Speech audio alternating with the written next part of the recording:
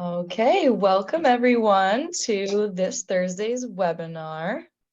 Go ahead and Hello. file in. Yes, hello, welcome.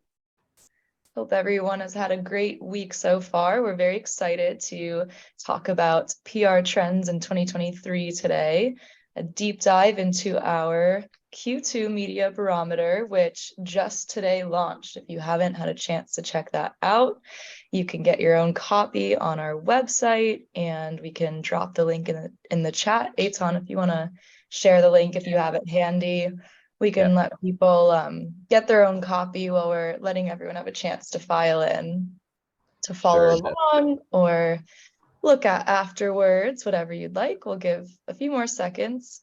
If you want to share where you're calling in from, we would love to hear that. I am from Florida. Eitan's over in Israel. So we're already international here. If you want to share your locations. Yeah. Welcome, everyone. We'll give a few more minutes for everyone to log on today. We got some comments in the chat. Let's see what we got. Florida as well. Love to see it. Canada, nice. Looking for my Hoosiers as always. Near and dear to my heart. North Carolina. North Carolina. Love it. We're all over the place today. Welcome, everybody. Okay, while we give a few more minutes for you to sign on, we will actually kick it off with a quick poll. We're going to be talking all about structure of the best pitches and all different kinds of trends we saw in this past quarter so far, based on 500,000 pitches. So we'll start off by asking you, in your opinion, what is the most important part of the PR pitch? And you'll see a few options pop up here. Your options are the subject line, the lead, the body paragraph or paragraphs, or the signature. There are no wrong answers. This is purely to see what everyone thinks and get some conversations flowing. You're welcome to back up your response in the chat. If you have a different idea of the most important part, share it in the chat. We'd love to discuss. Give you a few minutes to answer that question. You know, for me, it's I think it's a dual one. It's tough. It's either the body or the subject line for me. You know, the subject line, that's what gets them, you know, the journalists really interested. That's what you know, hooks them in. When I was a senior editor, that was the thing that, you know, determined whether or not I opened something. Is this important or is this interesting? And then the second one for me personally is the body paragraph. So for maybe an more interesting reason or like a non-intuitive reason, if I'm going to open up an email and I see just like a wall of text, I don't want to read that. Like, that's just, you know, that looks, you know, my eyes are physically tired just staring at a wall full of words. You know, if you could break it up, if you could make it look, you know, nice, make it just readable so that at a glance within 10 seconds, I can see what you're writing about. You know, that's me personally. But let's see what everyone else thinks. I would tend to agree. Yes. I'm curious if anyone says the signature and reasoning behind that or anything, a bit of a trick question. All right. So looks like subject line got the top. Not surprised to see that. Yes, most subject line. I like that we got a few of the lead here. We got almost 30% of our audience saying the lead, which in any news story that lines up as well. Really hook the attention past the subject line. Interesting. Okay. So we'll get into all of this today as we move forward in the conversation. For those of you who are just now joining us, I will reintroduce the topic. Thanks so much for joining us today. We're going to talk about our new research on PR pitching based on 500,000 pitches sent in Q1 of 2023 and unpack those trends, unpack how those pitches performed and what we can learn from them going forward. So we'll start off with just brief introductions of ourselves. Kind of a fun webinar today. We're all in-house Propel team. So I'm Sam, if you haven't met me before, I'm the marketing manager here at Propel. Before working at Propel, I held a handful of strategic communications positions, mostly in PR across different industries, including cybersecurity awareness and nonprofit fundraising. So that's my brief background about my PR interests. Eitan, want to introduce yourself? Yeah, sure. For those who don't know me, my name is Eitan. I'm the communications manager for Propel. And honestly, I use the platform every single day to get earned media coverage for the company. Before this, I worked at GKPR, which was one of the premier PR tech firm or tech PR firms in Israel. And I represented companies that were everywhere from seed round, coming out of stealth, all the way to Fortune 100. And then before this, I was the editor, as I mentioned previously, at the senior editor at Ynet News, which is the English language edition of Israel's largest newspaper. Awesome, thank you. So yes, thank you all for joining us as well today. We will go ahead and walk through the agenda before we get into the good stuff. We'll start with media relations in 2023, move into pitching major news topics. So that will be things like economics, technology, energy, and cultural events and more. And then we'll wrap it up with the framework of a perfect pitch based on which pitches performed the best and timing. So that could mean your follow-up strategy, what day is the best, how long it takes to get a response on average, and all the rest. And then if you have any key takeaways, we love to see that hashtag Propel Live. You can share your aha moments, favorite parts of the webinar, or anything along those lines. And moving on, for those of you new with us today, I'll tell you a little background about Propel before we get into everything else. So it's the first PR tool built by PR people for PR people, which is pretty special. Our CEO, Zach Cutler, founded the company in 2019 after running his own agency for about 9 years in New York.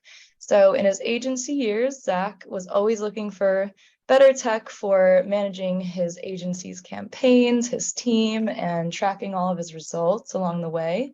And he just didn't find what he's looking for and decided to build the first CRM for PR people because that really wasn't a thing yet. So now we are on a mission to democratize and make PR tech accessible for the masses, make sure any company can share their story in earned media, in the earned media fashion.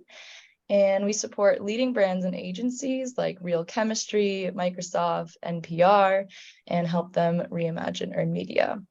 So thanks so much for learning about us and exploring our new data today. So we'll get right into it with media relations in 2023. So before we get into the data itself, I'll go ahead and introduce you all to the Media Barometer. This is something that we started in 2020, and it's a quarterly data report where we pull together all of the pitches in our platform. And what that looks like each quarter, there's about 500,000 pitches each time that we can anonymously analyze and aggregate to share with you things like the best pitch time, subject length, most pitch topics, and just anything you name it. So it's our way of keeping track of benchmarks for you and sharing what's working, what's not, and helping you build your own PR strategies. So today we launched the Q2 report and we're super excited to share that with you. So the first thing we take a look at in the reports each time is the journalist engagement rates, both the open and the response rates. And a lot of text on the screen right now, but just to summarize that for you, the key findings here are that the open rate this year so far was about 48%, which is amazing and much higher than what we usually see.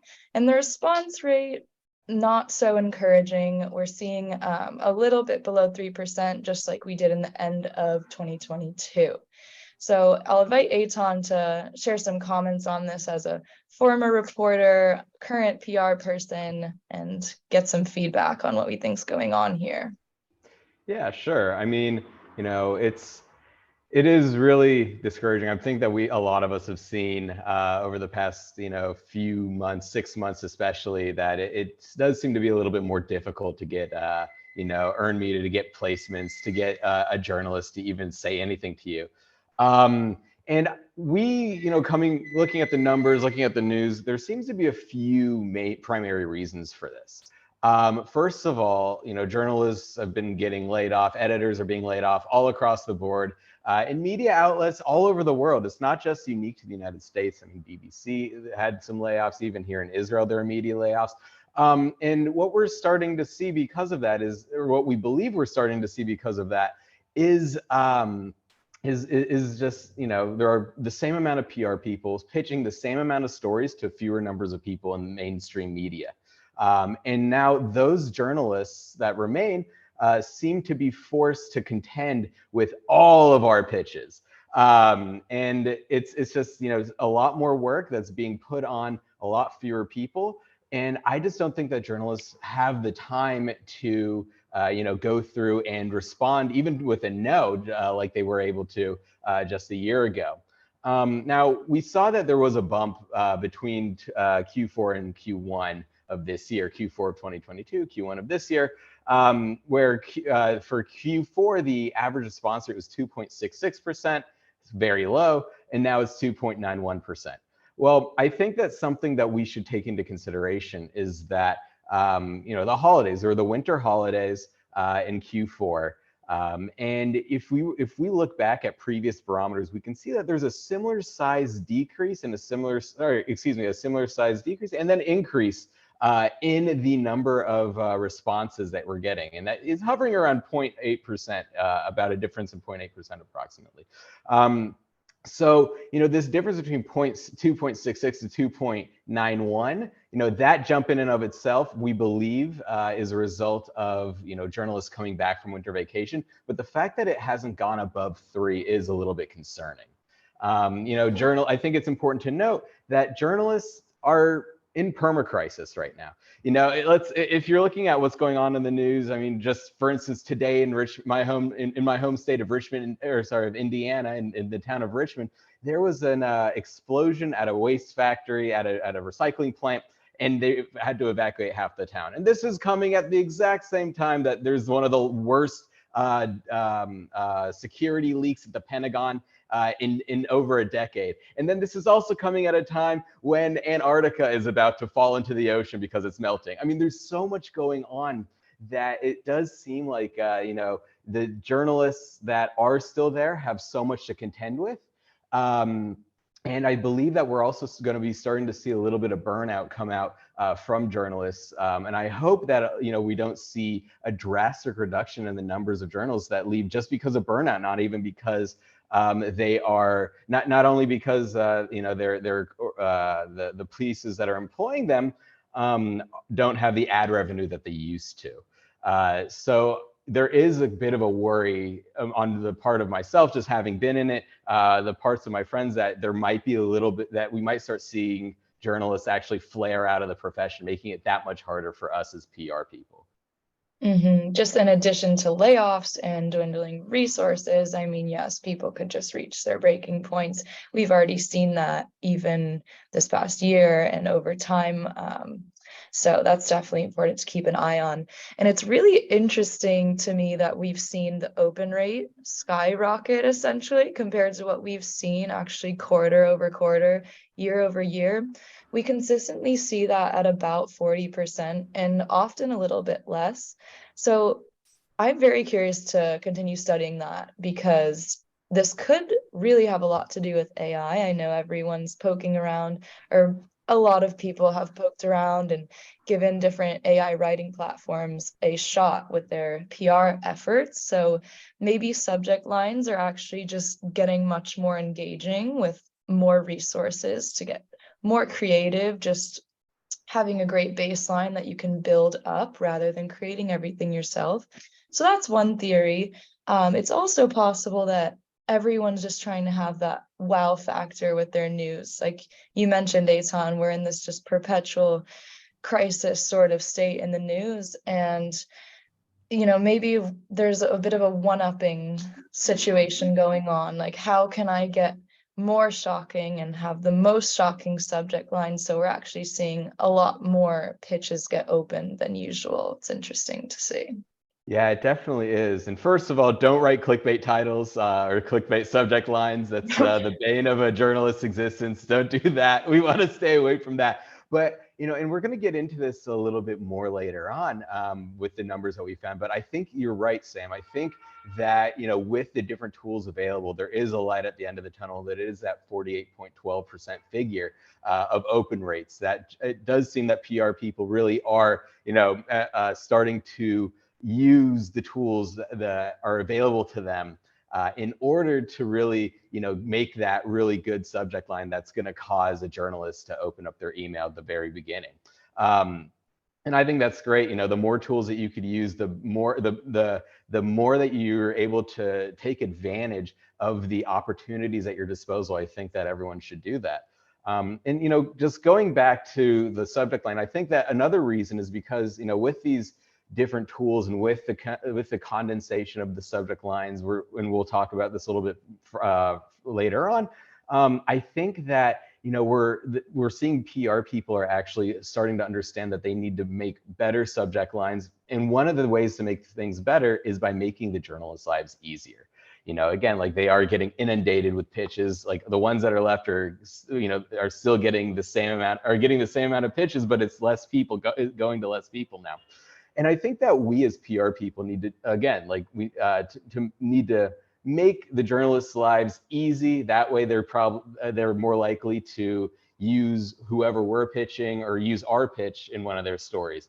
One of a very common way to do this, and one that I highly recommend, is just having the quote, like for instance, having a quote already in your pitch. If a journalist needs to, interview somebody, that could take an hour or so out of their day. If you already just send them a pitch with your spokesperson's quote inside of that pitch, the journalists will think to themselves, oh, great, this is amazing. I already have it. I could just copy and paste it. This is relevant for what I'm looking for. This person's legit. I'm just going to take it. And I think that, by helping them in little ways just like that, we'll be able to not only make their lives, again, easier, which is they'll definitely appreciate. I know I did when I was, working in journalism. But it also, helps us, to be more understanding of where they're coming from. Definitely. That's great, valuable advice, especially coming from a former reporter and editor. You've been on the other side, you know the best and worst parts of the job. So that's a great reminder. Here's another image we can show you about what we've been explaining with this drop in engagement. And it's tough to see, it's hard to process, and it is hard to take as a PR person, to say the least. But what we want to really talk about here is, for starters, the drop is getting less extreme. So what we saw in 2020, we were seeing above a 7% response rate, and we saw it plummet in 2021, drop almost in half. And luckily, the past few years, we're seeing that slow down. So it's possible that it turns around. We would hope so. And there's much that can be done to combat this change, and I think there's hope. So I kind of want to talk a little bit about what we see with legacy media and what new media is starting to look like, what we can create as sort of a positive outcome from this reality too. Eitan, what do you think? Yeah, definitely. I think that, a guiding principle that I've really adopted for myself is, whenever a door closes, look for the open ones. And I think that there are a lot of open doors in the industry. First, I think we need to understand what's going on in the mainstream media industry and why is it looking the way it is. Well, we can see that businesses, in light of the pending recession that the Federal Reserve announced is going to be happening soon, or at least the economic downturn that we're facing right now, companies are starting to reduce their ad spend. Now, a lot of these legacy media companies rely on ad spend in order to, pay the bills, pay the journalists, pay the editors, et cetera. Now, as these companies are starting to constrict their spending, and especially, cutting out a lot of their ad spend, there's now there's now less ad revenue going to these media companies, and which is leading to these layoffs, and which is therefore making it more difficult for us as PR people to get results, because again, there's fewer people in the media, to pitch to right now. But, first of all, I think that because this is a cyclical event, this is an event that's coming about because of a down economy. I think once the economy picks up again, we as PR, I think the media, first of all, the entire media ecosystem is going to get a lot stronger because we'll start seeing more of that ad revenue again. And in addition to that, every company wants to be in CNN, New York Times, CNBC, et cetera. There's always going to be a huge need for for getting organizations inside of these mainstream publications. That's never going to go away. And so, when we're looking at talking specifically about mainstream media, it's a cyclical event, and it's going to be difficult probably for the next 6 months to a year, maybe even a few years. I don't want to, try to predict the economy here. But while we're in a down economy, yes, it will be more difficult for mainstream media, but it does open up another very interesting door, which if you're not already walking through already, you definitely should be. And that's looking at new media. Now, new media, we're talking about podcasts, we're talking about reaching out to influencers, we're talking about people, freelancers, which aren't necessarily new media, but we're starting to beginning to see a rise of more freelancers. Pitching to those types of publications and those types of journalists, I think is going to start to become more and more in vogue. When you're pitching to new media, what's great about that is that you're getting a niche audience typically, unless you're pitching Joe Rogan or Lex Friedman or something, by and large, like you're pitching an industry podcast, you're pitching an industry, freelance journalist, you're pitching an industry influencer. And the people that your organization most likely wants to reach are the people that listen to and watch those more niche new media style people. And yeah, it's great, for the reputation and like to be in a CNN or a Fox News or a BBC or El País or something. It's still great, and it's still going to be very important going forward. That won't go away. But again, new media, I think, is something that we as PR people perhaps haven't been taking as much advantage of as we could. And what we're seeing there, especially with podcast pitching, I'm excited to touch on as well, and what you'll see in the report when you take a look at that yourself. We just seen pitches there, like Eitan's explaining, it's skyrocketing. And so we hope to see more of that. And the results are very promising, which we'll actually go ahead and get into this section about pitching major news topics. And like I mentioned in the beginning, we'll kind of touch on what's going right, what's going wrong, and what we can learn from some of the biggest aspects of news today and what we saw, especially in Q1. Starting with economics, of course, you can't avoid that. It's at the forefront of the news, from the recession discussion to the Silicon Valley Bank collapse. So we have a lot to look at here, and we fortunately were able to study some pretty significant samples of pitches from this year so far about those topics. A few things stood out here, and that was about, let's see, so we're still seeing a lot of responses and engagement around recession, which makes sense as we're discussing. It's still hugely newsworthy right now, and journalists are keen to report on that. We're also seeing the SVB collapse get quite a bit of traction and a much higher open rate than usual. So Eitan, do you think these trends make sense? Does this line up for you? So first of all, I just wanted to say that I'm so happy that we have this in our barometer. I'm a huge news junkie. I'm sure a lot of you all are as well.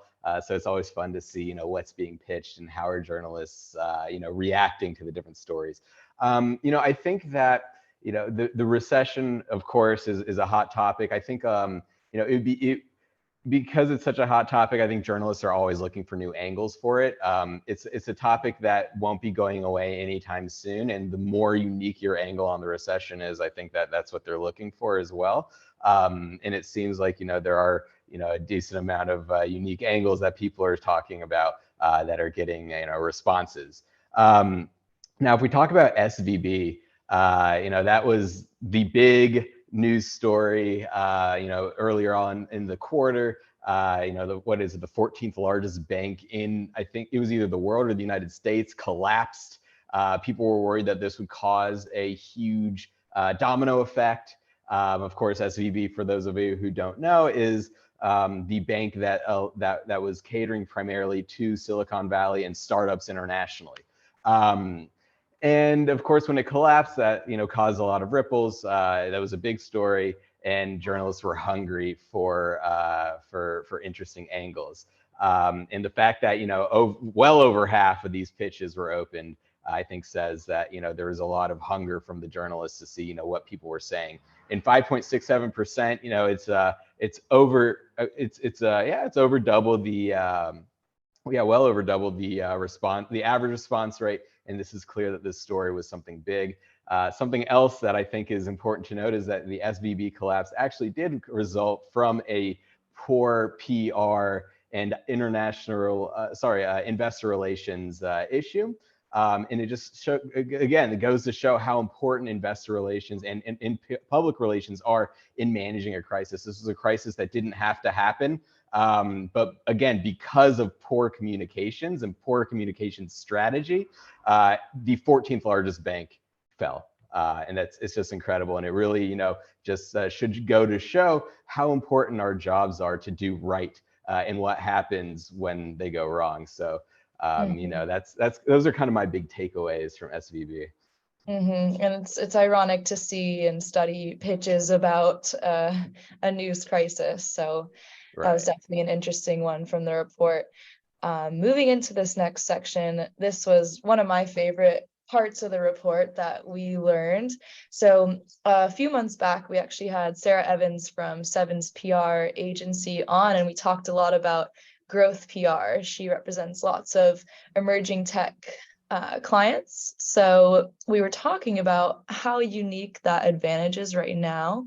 If you are an agency or a PR pro representing an emerging company at this time, you actually have the center stage essentially, and we saw that in the pitches.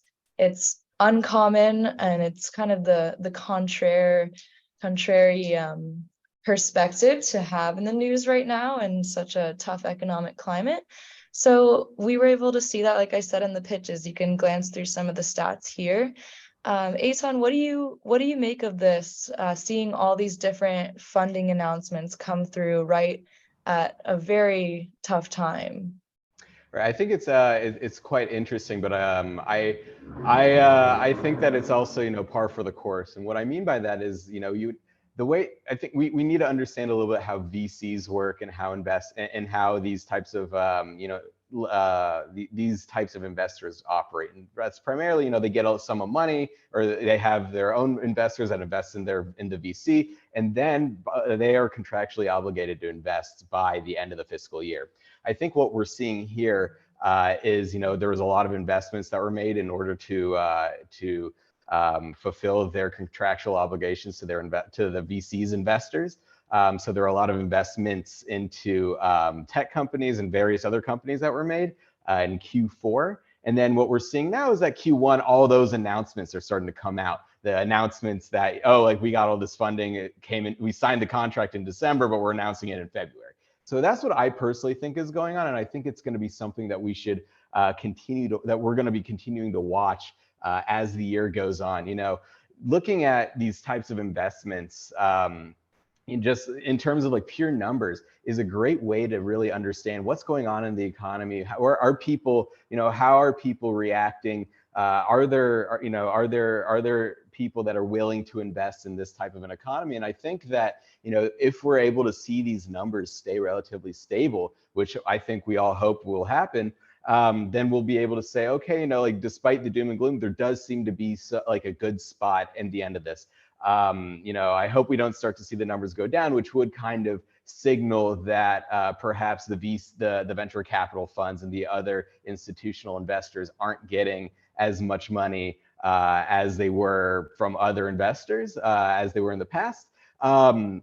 So depending on what happens with that over the next quarter or two, we'll really be able to determine, or at least put another figure or put another, point of proof of where the economy is going and how it's going to affect us as PR people. Because as I believe a lot of us already know, one of the best stories that you could have is a funding round story. You know, that a lot, you know, it's the numbers are there. The journalists love funding round stories. And it's a great way to get a lot of results. And so the number of funding round stories that we see, I think, will be a nice bellwether as to, you know, what direction the economy is going and how severe a potential downturn might be. It's just one of the many factors, of course. Right. Those are a lot of good points. And we can see it go either way, of course. And this could just be, you know, go moving into the middle of a quarter, not the best time to secure funding. You know, there could be tons of factors at play Right. as we continue studying these trends. But yes, we will be keeping an eye on it and we're eager to see where it goes. Sticking with this theme of how can you find really the light in a tough news climate, and how can you really find the different opportunities in the news right now? We'll get into new media as we started to touch on before. So as budgets shrink, as we've mentioned, traditional media is hurting and feeling the effects. And this naturally, we're luckily seeing new options, and we're seeing people turn to places like podcast channels and emerging channels that we're not really used to investing in. And the research supports that. It's all over the news. So Eitan, do you want to share a little bit about your research around this and podcast pitching, what we're seeing lately? Yeah, definitely. It's actually, in my opinion, really interesting what's going on in the podcast space in terms of the media industry. You know, if we look at let's first of all, let's talk about mainstream. Just taking it back to for some comparison. In Q1, NBC News and MSNBC cut staff. Fandom-owned companies laid off all its editors. Vox cut 7% of its employees. Adweek reduced its headcount. CNET laid off half of its staff. News Corp and ABC are set to reduce their numbers of employees by 5% by the end of the year. Keep in mind, News Corp owns New York Post, Wall Street Journal, Fox, Fox News, Fox Business, etc. I mean, Disney's laying off people, and Disney owns ABC. So it's kind of getting a little bit scary. But if you look over to the podcast side, and specifically the podcast side, because that's where we did a lot of our research for this particular barometer, you know, the advertisers are going to this medium, are in flux, are flocking over there. You're seeing advertisers that normally would just be sticking to mainstream media now starting to look into podcasting. You know what? There are multiple reasons for this. Podcast advertising space typically is cheaper than in mainstream media, but also because they're realizing that people are listening to podcasts more than they are going to mainstream media. And you know, of course, there's I keep bringing him up, but there's the example of Joe Rogan. He's getting more listeners typically than CNN at this point, which is interesting. You know, he's a podcast, 4-hour-long podcast, and more people are tuning into him than CNN on average.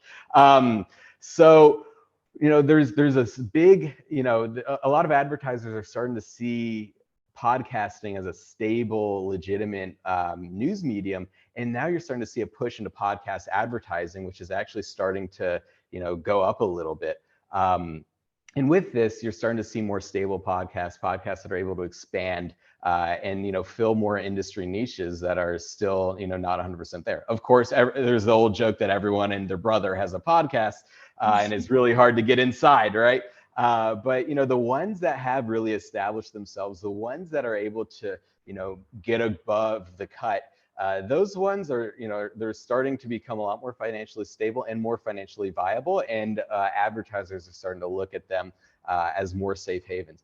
And now, well, how does that affect any of us? Who cares? You know, we're not advertisers. We do PR. We do earned media, not paid. So what that means for us is that we need to start if you aren't already, and I really hope you are, but if you aren't already, you need to start looking at podcasts as a viable option to pitch to, as a very important option to pitch to, and as an option that should be, you know, on par with any other, you know, mainstream media publication that you would normally pitch to, or even industry publication that you would normally pitch to, depending on the size of the podcast that you're looking for.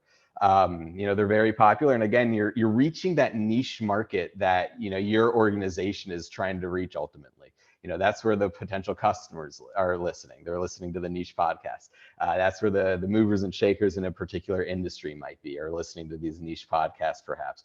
On top of looking at mainstream media, of course, but we do need, as a PR industry, we need to start embracing new media a lot more, because that's where that's going to be the more stable area for at least the short term, just based on where the advertisers are going, where listeners are listening, and things like that.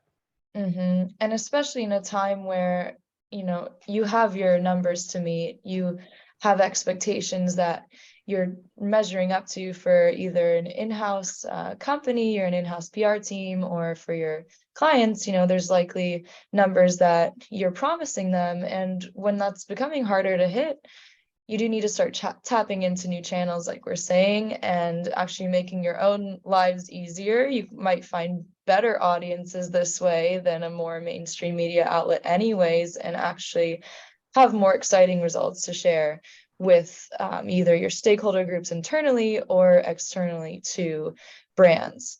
And I'll actually share a link here. We released a podcast specific guide a couple of months back, and it's all about podcast pitching, what we learned from studying those pitches specifically over a longer period of time. So go ahead and check that out if you're interested. That will be in the chat too. And last but not least, for our discussion on news topics at the pitch level, we'll look at tech for a few minutes here to wrap this section up. So, as we know, technology is just absolutely shaping our world faster than we could imagine, from generative AI tools to social media. It's just tech is everything right now, of course. So we decided to look at some of the key subjects that are really controlling the news and the narrative right now. And that would be generative AI, vehicle technology, and some FTX discussion around some of those key events in Q4 and whatnot. So what do we see here? Interestingly, just right off the bat, you might expect AI, it's the hottest, newest thing to just get incredible engagement no matter what. And we found that AI, just plain AI stories and pitching initiatives, were getting less than 2% as the average response rate, which, looking at the response rate to any pitch out of 500,000 from the first quarter, it's not looking too great. It's far below average. But then when we saw generative AI pitches specifically, that response rate is over 11%. That's that first description there. So it's really amazing to see the difference between right here, a tailored news topic and a very general one on the same newsworthy subject. So we've seen that a few times across the newsworthy topic section of the report here, and you'll be able to unpack that yourself too. But what stands out here to you, Eitan, about pitching a hot topic and not getting what you expected? Right. I mean, first of all, you have to make sure that you're on the wave. And I'm just going to jump down to the fourth point here. Anything that FTX was the most pressing economics news story in Q4, or at least in December at the very least. And now if you're pitching it, it's completely irrelevant. Nobody cares. You're not getting any response rates. I mean, the number of pitches mentioning cryptocurrency fell by 93.7%. That's huge. And so it really just goes to show that you really need to stay on that news wave and make sure that you're pitching not only the news wave, but you're pitching what the news is about. I mean, we had generative AI came about because of the opening up of OpenAI's Chat GPT and their GPT 3 and 3.5 and 4 APIs. And so, now all of a sudden it seems like people thought, okay, now AI is big in the news. I'm just gonna, talk about my AI company. Well, unfortunately, journalists weren't looking for AI. They're looking specifically for generative AI. This goes to show that, not only with topics, but how you phrase it. And we as PR pros should hopefully know this, but if you're able to get the right phrasing down and tie it in a genuine way to whatever the organization you represent does, you're going to see a lot more success than if you just write something a little bit more general. Now, of course, I think this also ties into something I wanted to add on to to what we were talking about podcast, but this is also applicable to here too. We need to be open with the people that we represent. We need to be open with the organizations that we represent and explain to them not only what the situation is in the media industry, not be doom and gloom, of course, but to get them to open up to the ideas of let's change the phrasing around a little bit with this product that you're coming out with. Let's work with you on how we want to position you with this new service that's being provided, or with this new announcement, how we want to play with the wording a little bit, so to ensure that we're not only catching a wave, but that you're going to get the most coverage as possible as well. So again, just to wrap it all up, the way that you phrase something, as long as it's done in a genuine manner, has a huge impact on what types of results you're getting. Definitely. And we will bring that point home with our review of the structure of a pitch and the framework. So once we gather all of this data on every aspect of a pitch, we take a look at the aggregated pitch that was hypothetically perfect. So that's including subject line length, that's including lead length, how many attachments or embedded links, that we saw. So here we have the results in. So you can take a look at what was most effective this past quarter. It generally carries over, for the most part, one quarter to the next, besides, of course, the most pitched topic can shift here and there. We saw art and entertainment in the forefront last year, at the end of last year, which is interesting. And then the response day, we saw shift to Thursday. That was a bit different.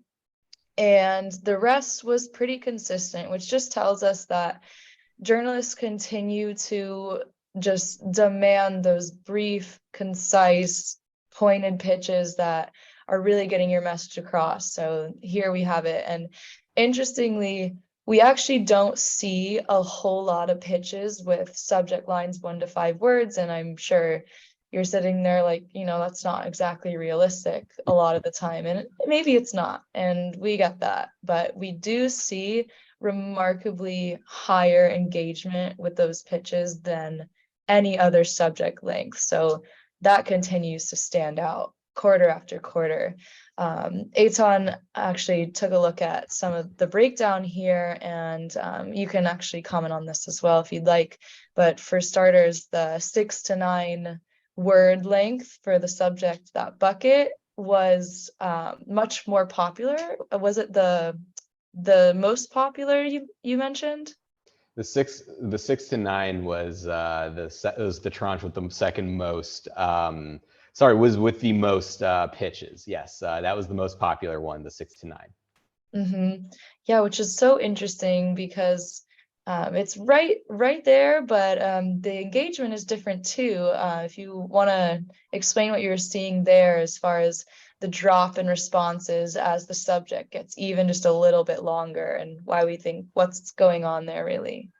Yeah, sure. I mean, first of all, 1 to 5 words, I was a little shocked when I saw this number as well. And in addition to how many people are pitching with subject lines that are 1 to 5 words, I mean, it just goes to show that if you get your point across really quickly, do it.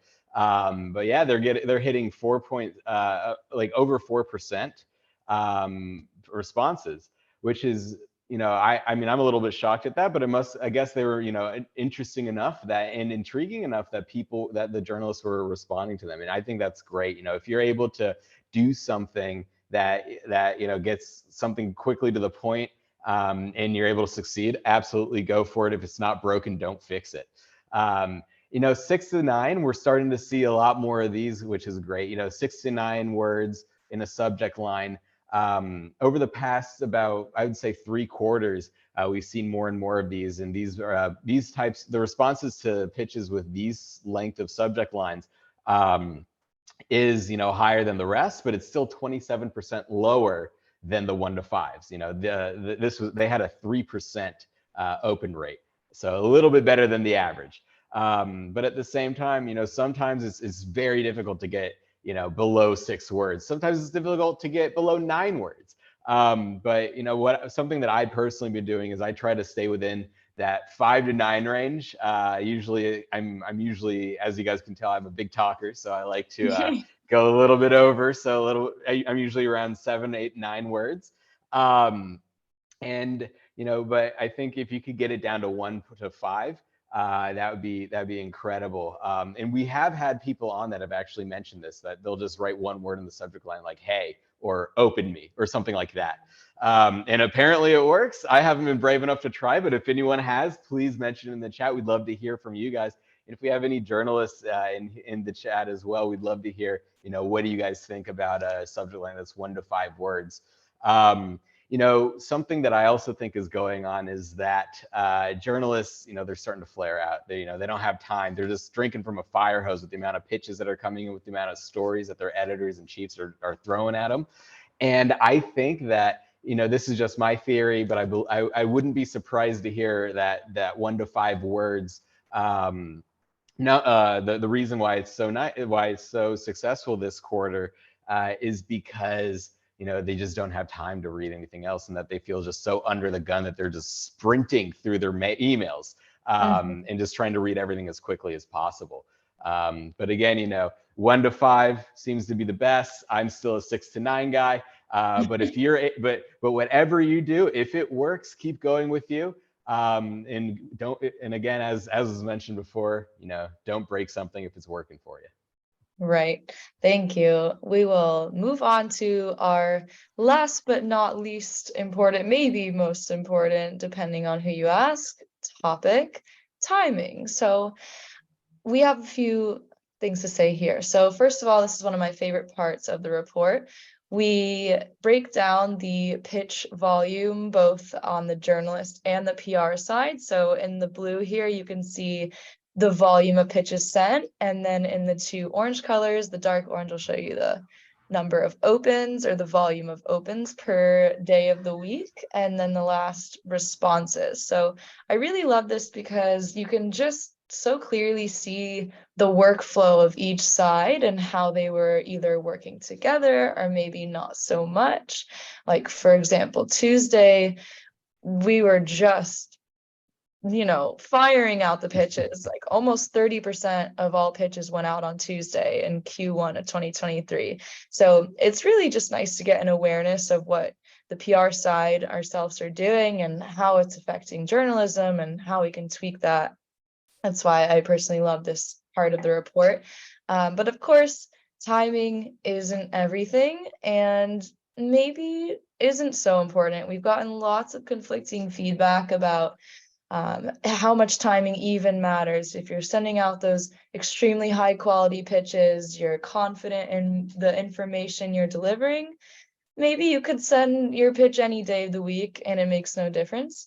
But it depends, and it really does. So Eitan, what do you think? Does this make sense to you? Do you have any key takeaways or aha moments you had about seeing, for example, so far fewer pitches sent on Monday and way more sent on Tuesday than we saw even at the end of last year? Monday is interesting. We saw a lot more last quarter, but I think that we're starting to see less and less. And I wonder if it's because people are reading our barometer and adjusting how they pitch based on that. I think that might be one of the cases there. But I think that it also comes down to, again, like, how does the average human being work? Tuesday, just across the board, is known to be one of the most productive days in the work week. Now, what I think is interesting about this Thursday one is I'm wondering, is it taking the journalists time to sift through all of the different pitches that they've received, especially if there's fewer of them. Keep in mind that, if you're sending a follow-up the next day or 2 days later, well, 2 days later is Thursday. But, I think it also could be that, on Thursday, people are starting to plan a little bit more on what they're going to be doing for the next week. But it is interesting that, you're starting to see, more responses on a Thursday when previously it was on a Wednesday. The old adage was that you send out a good press release on a Wednesday, you send out a bad one on a Friday, because the thinking is that nobody's going to cover it on a Friday. It's a weekend. Well, it doesn't necessarily seem like that's the case anymore. If we look at the Friday graph, which I think is really interesting, you'll see, fewer pitches were sent, but more were responded to. And, one of the things that I think is happening here is that just journals aren't being completely drowned with pitches on a Friday. So they're actually able to read the pitches, see what's going on, actually think about them, and then use those pitches to plan for what they're going to be writing about in the next week. And then that way, I think that's why we're seeing a lot more of a response on Friday or just in Fridays in general, especially this quarter compared to other ones. So I think that's pretty interesting. Now I think there's also, there's of course strategy for different types of stories that you're going to be pitching based on the day. So for instance, if you want to have some sort of an announcement go out, it would be best, Wednesday, Thursday, we did it this week. We did a Thursday announcement. We'll report back with what we found with our little experiment here. But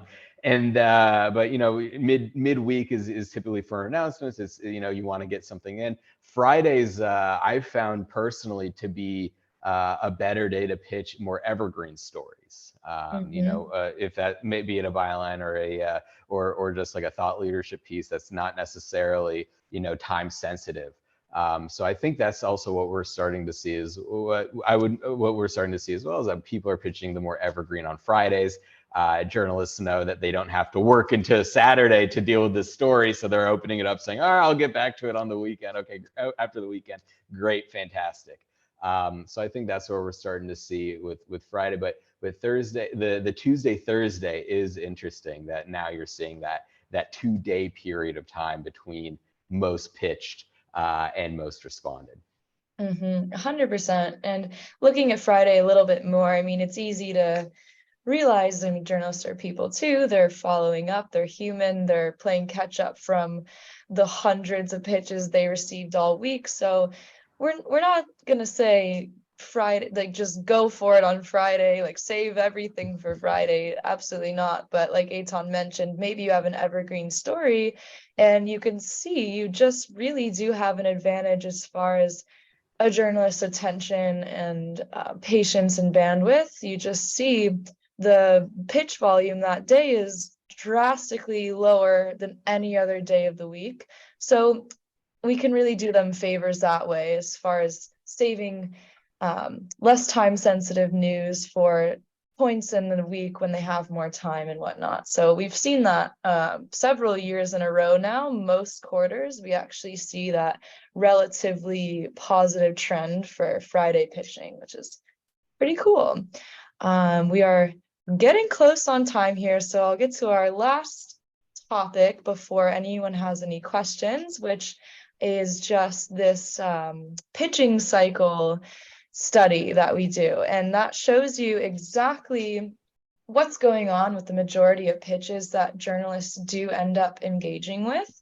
And this is just super informative when it comes to building your follow-up strategy, figuring out, how much time are we going to need to get the results that we need to achieve. So maybe seeing these results and that most stories come to be published within 3 days, learning more about some of these tendencies with the news cycle can really set you up for success, much more than speculating and hoping for certain things to happen.